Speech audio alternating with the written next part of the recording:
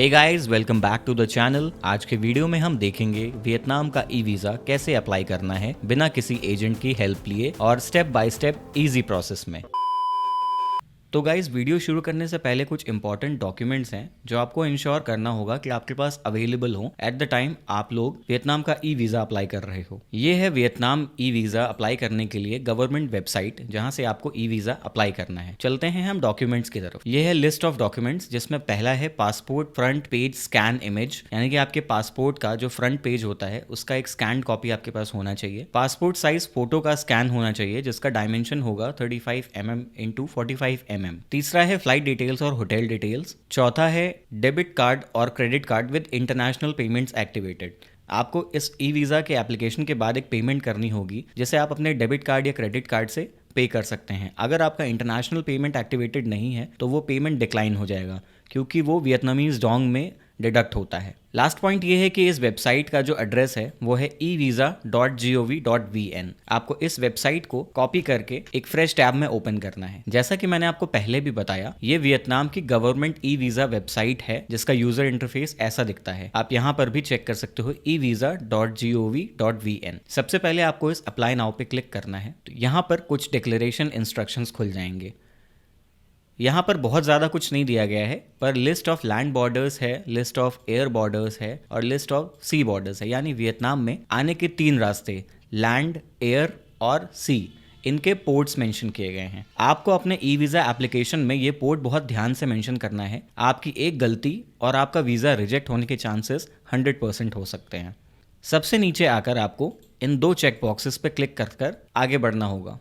अब हमारे सामने एक एप्लीकेशन फॉर्म खुल चुका है जिसमें हमें बेसिक सी डिटेल फिल करनी है, अपनी personal information, portrait photo, passport का फ्रंट पेज और बाकी की कुछ बेसिक इन्फॉर्मेशन। टाइम ना वेस्ट हो इसलिए मैंने ये सब चीज़ें पहले से ही फिलअप करके रखी हैं। आपको बस इसमें जाकर अपनी पासपोर्ट साइज़ की फ़ोटो, पासपोर्ट का फ्रंट पेज ये अपलोड करना होगा। सिस्टम थोड़ा सा प्रोसेसिंग लेगा और उसके बाद आपके फ़ोटो को मैच करके एक्यूरेसी बताएगा कि कितने % मैच हुआ। 99.44% एक डमी का मैच हुआ। अगर आपका 65% से भी लो है तो you have to change your passport size photo, upload a clear passport size photo to match it above 65%।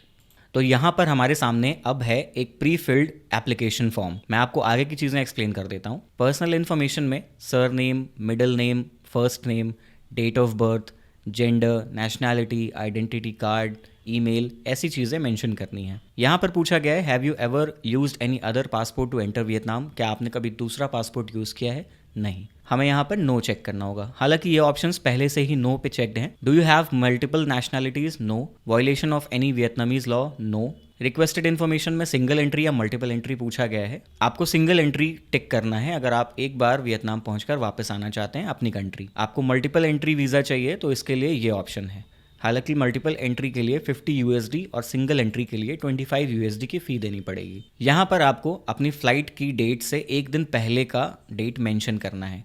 Suppose आपकी फ़्लाइट 5 नवंबर को है तो वीज़ा की स्टार्ट डेट आपको 4 नवंबर रखनी होगी। और यहाँ पर आप कुछ भी मेंशन कर सकते हैं, 10, 15 दिन या 20 दिन बाद। वीज़ा की जो वैलिडिटी होती है वो 90 डेज़ की होती है। थर्ड चीज़ है पासपोर्ट इन्फॉर्मेशन।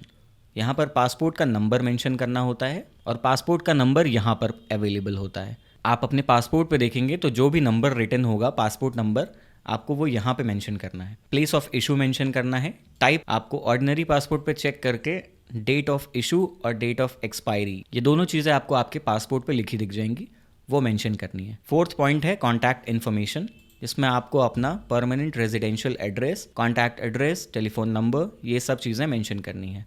इमरजेंसी कॉन्टैक्ट में अपने फादर, मदर, ब्रदर, किसी का भी नंबर और करंट रेजिडेंशियल एड्रेस मेंशन कर सकते हैं। यहाँ पर आपको रिलेशनशिप मेंशन करना होगा इमरजेंसी कॉन्टैक्ट के साथ। ऑक्यूपेशन का इतना मैंडेटरी नहीं है क्योंकि यहाँ पर रेड मार्क नहीं है, तो आप इसे स्किप भी कर सकते हैं। Now the 6th point is information about the trip. Purpose of entry में you have to mention tourist. Intended date of entry ये आप ऑटोमेटिकली फेच कर लेगा क्योंकि आपने ऊपर 4 तारीख मेंशन की थी आपकी फ्लाइट से एक दिन पहले। फ़ोन नंबर इन वियतनाम आपके पास कोई होगा नहीं, इसलिए इसको स्किप कर सकते हैं। रेजिडेंशियल एड्रेस इन वियतनाम, इसमें आपको अपने होटल का एड्रेस डालना होगा। प्रोविंस यानी कि सिटी डालनी होगी कि आपके सिटी पे आपका होटल है। वार्ड कम्यून आपको अपने होटल में कॉल करके पता करना होगा। इसके अलावा आप कोई भी डाल सकते हो, ऐसा कोई चेकिंग नहीं होती है। और इंटेंडेड बॉर्डर गेट एंट्री का। This is an important thing. अगर आप हनोई उतरते हैं विया एयरपोर्ट तो आपको नोई बाई इंटरनेशनल एयरपोर्ट डालना है। अगर आप होचिमिन उतरते हैं तो देयर इज एन ऑप्शन तान सॉन नाथ इंटरनेशनल एयरपोर्ट होचिमिन, आपको ये डालना है गेट ऑफ एंट्री। और कुछ भी मत डालना। अगर आप श्योर नहीं हो तो कमेंट सेक्शन में आप पूछ लेना, कोई प्रॉब्लम नहीं है, मैं आपको पूरी तरीके से हेल्प कर दूंगा। इंस्टाग्राम पे डीएम भी कर सकते हैं आप, पर इसमें गलत मत डालना। अगर आप इमिग्रेशन पे पकड़े गए तो वो सीधा डिपोर्ट करेंगे, वो आपका ई वीजा सीधा सीधा कैंसिल कर देंगे। Intended border gate of exit, this is again an important thing. आपको किस गेट से एग्जिट करना है इंडिया आने के लिए, तो आपको ये मेंशन करना है। आपका जो लास्ट सिटी होगा जहां से आप फ्लाइट पकड़कर इंडिया वापस आएंगे, आपको वो मेंशन करना है। मेरे केस में मेरी जो बॉर्डर गेट ऑफ एंट्री था वो हनोई का एयरपोर्ट था, इसलिए मैंने यहाँ पे हनोई मेंशन किया।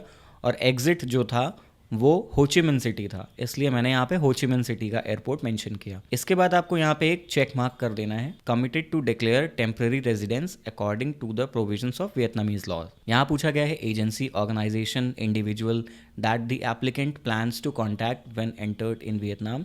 No. Have you ever been to Vietnam in last 1 year, अगर आप पहले कभी वियतनाम गए हैं तो येस कर दीजिए, नहीं तो नो कर दीजिए। Do you have relatives who currently reside in Vietnam, अगर आपके कोई रिलेटिव हैं तो येस कर दीजिएगा, नहीं तो नो। 7th ऑप्शन है कंपनी चिल्ड्रन अंडर 14 ईयर, अगर आपके पास कोई भी बच्चा ट्रैवल कर रहा है आपके साथ में जो 14 साल से कम है तो आपको वो मेंशन करना होगा यहाँ पे। नहीं है तो कोई बात नहीं, आप इसे स्किप कर सकते हैं। Now the 8th point is trips expense and insurance. आपको यहाँ पे यूएसडी लिखनी होगी। 1000 USD is sufficient for 1 person to stay in Vietnam for 7 days to 10 days। And if you have purchased any insurance तो आपको यहाँ पे येस करना होगा और इंश्योरेंस कंपनी का नाम यहाँ पे मेंशन करना होगा। अगर आपने नहीं लिया है तो सिंपली क्लिक ऑन नो। फिर यहाँ पर आपसे पूछा जाएगा who will cover the trips expenses of applicant, तो आपको पर्सनल क्लिक करना है। आपकी कंपनी तो एक्सपेंसेस उठाएगी नहीं, सीधी सी बात है, आपको यहाँ पे पर्सनल लिखना है। और पेमेंट मेथड में यहाँ पर कैश कर देना, क्योंकि आप 1000 USD अगर वो पूछते हैं कि आपको कैसे खर्च करने हैं तो आप कैश मेंशन करोगे। ऑल्दो आपके पास अगर कार्ड है तो बहुत अच्छी चीज़ है, पर कार्ड हर जगह काम नहीं करता। Then you have to click on this check box, I hereby declare that above statement are true, accurate and I am fully responsible before the Vietnamese law for the information provided to apply for an e visa of Vietnam. इस check box पे click करने के बाद आपको next option पे click करना है। यहाँ पर दिया गया है review application form, foreigners image और आपकी सारी डिटेल इन्फॉर्मेशन जो भी आपने पीछे वाले फॉर्म में फिल करी है वो यहाँ पर सब मेंशन्ड है। एक बार फिर से आपको सारी चीज़ें चेक करनी है कि आपने कोई भी चीज़ जो मेंशन की है पीछे वो गलत ना हो। और सबसे ज़्यादा जो चेक करने वाली चीज़ है वो है ये intended border gate of entry, intended border gate of exit. ये सही से मेंशन करना, देख कर आप जिस एयरपोर्ट पे लैंड कर रहे हो वियतनाम में वो एंट्री का गेट होगा और जिस एयरपोर्ट से एग्ज़िट कर रहे हो वो एग्ज़िट का गेट होगा। रेजिडेंशियल एड्रेस वगैरह ये सब करेक्ट भरना। कोई बच्चा साथ में है तो इस वाले ऑप्शन पे आपको डिटेल्स फिलअप करनी है। और इसके अलावा आपके कॉन्टैक्ट पर्सन जो इमरजेंसी कॉन्टैक्ट है वो यहाँ पे मेंशन करना है, रिलेशनशिप मेंशन कर देना। और इसके अलावा अगर आपने कोई इंश्योरेंस परचेज किया है तो यहाँ पे मेंशन करना है। फिर उसके बाद सिक्योरिटी कोड यहाँ पे एंटर करने के बाद आपको ये पेमेंट गेटवे तक लेके जाएगा। जैसे कि यहाँ पे सिक्योरिटी कोड मेंशन किया है और उसके बाद आपको नेक्स्ट पे क्लिक करना है। नेक्स्ट पे क्लिक करने के बाद डिक्लेरेशन कंप्लीट लिख के आएगा। अब इलेक्ट्रॉनिक डॉक्यूमेंट कोड, ये एक वेरिफिकेशन कोड है, जैसे आपको कॉपी करके या स्क्रीनशॉट लेके रख लेना है along with your email ID. इसका यूज़ बाद में है। इन दोनों चीज़ों को कॉपी करके आप अगर रख लेते हैं तो आपको इसका स्टेटस पता लगेगा कि आपने जो वीज़ा अप्लाई किया था वो 3 दिन में अप्रूव हुआ है या रिजेक्ट हुआ है। ऑल्दो ईमेल पे भी इसका स्टेटस आ जाता है वेदर इट इज़ अप्रूव्ड और नॉट, बट स्टिल अगर आपका 1 दिन में अप्रूव हो जाए या 2 दिन में अप्रूव हो जाए तो आप इसके थ्रू इस पे सर्च करके अपना ई वीज़ा डाउनलोड कर सकते हो कितनी बार भी। तो आपको ये कंफर्म कर देना है। नाउ यहाँ पे सारी डिटेल्स आ चुकी हैं। Now the amount is 25 USD। Remember this is for single entry. अगर आपको मल्टीपल एंट्री के लिए चाहिए तो स्टार्टिंग में वो मेंशन करना होगा, मल्टीपल एंट्री वाले ऑप्शन पे टिक करना होगा और यहाँ पे फी आएगी 50 USD and this is for per person. Now you have to click here I agree to pay. इस पे क्लिक करने के बाद आपको पेमेंट ऑप्शन पे क्लिक करना है। पेमेंट ऑप्शन पे क्लिक करने के बाद एक नई विंडो खुल के आ जाती है जहां पर ऑर्डर वैल्यू लिखी मिलेगी टॉप राइट कॉर्नर में। यहाँ पे आपको लिखा मिलेगा 6,53,800। इसको देख के डरना नहीं है क्योंकि ये वियतनामीज डोंग में है। इसकी फ़ी उतनी ही कटेगी, यानी कि $25। अगर इंडियन रुपीज़ में कन्वर्ट करते हैं तो लगभग 2300 रुपये या 2400 रुपये के आसपास, डिपेंड्स कि आप कब अप्लाई कर रहे हैं और उस टाइम पे डॉलर का कन्वर्जन रेट क्या चल रहा है। लगभग 2500 रुपये के आसपास का फ़ी आएगा। आपको यहाँ पे 2 ऑप्शंस मिलेंगे, पे बाय ATM कार्ड और pay by Visa, Mastercard, JCB या MX। तो आपको इस नीचे वाले ऑप्शन पे क्लिक करना है। अगर आपके आसपास में किसी के पास जो भी कार्ड है उसका ऑप्शन क्लिक करना है और आगे एक विंडो खुलेगी जिसमें आपको अपने कार्ड की डिटेल्स मेंशन करनी होंगी। तो अब हमारे सामने खुल चुका है एक डायलॉग बॉक्स जिसमें card number, first name, last name, billing address, city, country, expiration date, CVV, ये सब चीज़ें कार्ड की डिटेल्स को मेंशन करने के लिए। इन सब चीज़ों पे अपना कार्ड का इन्फॉर्मेशन फिल करने के बाद you have to click on this green button. इस पे कंटिन्यू करते ही आपका पेमेंट डिडक्ट हो जाएगा, वीज़ा अप्लाई हो जाएगा। अब आपको 3 दिन यानी कि 72 घंटों का वेट करना होगा एप्लीकेशन प्रोसेस हो जाने के लिए। 3 दिन बाद या 3 दिन के अंदर अंदर आपका वीज़ा अप्रूव होते ही आपके email ID पर आ जाएगा। अगर फिर भी आपको कोई डाउट होता है या फिर email ID पर नहीं पहुंचता है तो आपको वियतनाम की इस ऑफिशियल वेबसाइट पे वापस आना है, evisa.gov.vn।